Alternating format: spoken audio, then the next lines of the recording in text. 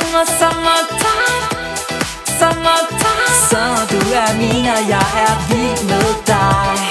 Hey Taurus, before we start your report, I just want to remind you that if you want to watch the collective weekly report for all signs and what's going on a collective level, you might as well go into my channel and go to the sunsign section and find the collective report for this week as well. Now I'm going to introduce you to your weekly. Hi there, Taurus. This has been an intense month for you all the way up until now. Since the middle of the month, it's kind of like a new chapter in your life with new assignments, new ways to handle them. And now time is up for starting over, starting on a fresh, new. So at first it probably seemed really kind of like, too much. But fast you'll see that you have the resources and the talents and capabilities it takes to live up to the expectations, you know. So what do we have going on this week? Well, we have the sun in your second house of Gemini, which is the natural house for Taurus. So it's all about manifestation and creation. So you like that, right? You love to manifest. So with Gemini, it comes a lot of questions as well. Because who are you? Where do you want to go? What do you feel like doing? If you hear weird nails on a wooden floor, it is nails on a wooden floor. It's my dog Mooney walking around. So, yeah. So Uranus entered Taurus. So it's your sign, and Mercury is in here as well. But this week Mercury will be in opposition to Jupiter. And Jupiter is in your 7th house, so it's all about partnerships in contrast to what you want to communicate, who you are and you want.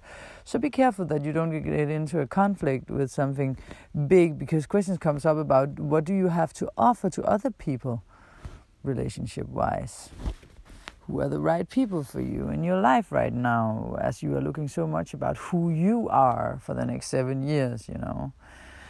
So at the same time, we have Mars in your 10th house forming a trine to the sun. And the 10th house is your career house. So it's kind of like where the energy is going, where you want to force through, where you want things to happen. And maybe there's a good load of work for you to be doing, to do. And you also have Venus, your planet, of course, is very important. It's in Cancer this week. It goes into Cancer, where it's in opposition to Saturn in your 9th house. So 3rd and 9th house opposition. And what is it telling you? Well, in the 9th house, where you also have a lot of other things going on, except from this exact opposition, we also have Pluto up there. We have Black Moon Lilith still at the final degrees. No, not at the final degrees. I actually think it's kind of like, I think it's in a conjunction almost with Pluto. So you have several different things in your 9th asking you to expand your mind, to expand yourself. How do you step out of your typical Taurus comfort zone? Because Taurus likes to do, well, it always did with the people and at the places. It always came and always had the same circles that it walked around in, because there it's safe, you know. But this is not what's going to go on for Taurus right now. And unfortunately, it's in your sister sign of Capricorn. So don't worry, you can feel safe. Step out of your comfort zone. Okay? We have Uranus in your house. What is Uranus about? It's about epiphanies. It's about altering yourself in new ways, reinventing yourself, re-identifying yourself with who am I really. It's revolutionizing yourself. So with a whole new you, what can you do? What can you reach? Which goals can you reach? So how do you reach what you really want? Career-wise, goal-wise, as we have Mars in your 10th. But at the same time, with the Mercury-Pluto in your 9th, and trine to Mercury, which is in your own sign, maybe it's something to do with traveling with the 9th, except from expanding your mind. But the 9th house is also about belief systems. Maybe it's time to shake them up, stir them up again, because you've had a lot of that going on. Because you need to be less stubborn. So the universe will shake you and maybe make you more social in a way, so that you can get out there, talk to more people. Because your second house is Gemini, which is about creation, manifestation, and the sun moved into the second house of Gemini. As I said in the beginning, it's also about that your resources are actually movement. You need to move, you need to do something, you need to get out there and contact people in order to manifest. Taurus has to learn that they can't do it all on their own, even though they want to, because they know they are right. They always know they're right? Even though other signs are more known for that, like Aquarius and Sag, but Taurus also has that in a way. But you know, I love you, Taurus, so no offense at all.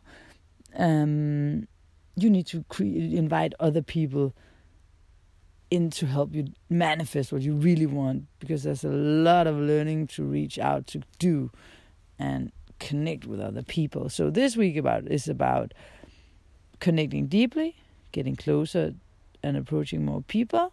It's about intimacy, because we have Jupiter also in opposition to Mercury in your house, and it's about relationships. It's a good week for you, Taurus. I think that you're going to be able to manifest what you really want, and you have a new belief system, a new structure. You will start building slowly, step by step. But remember, it's not always about the materialization of things. You can also have things manifesting on a spiritual level. Best of luck, Taurus. It's awesome to have you in the energy field on this earth, because otherwise some of us would be flying in the air like balloons. Lots of hugs. Ciao.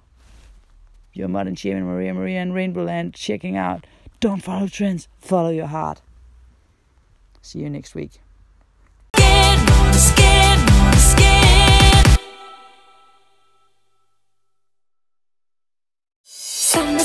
Summertime.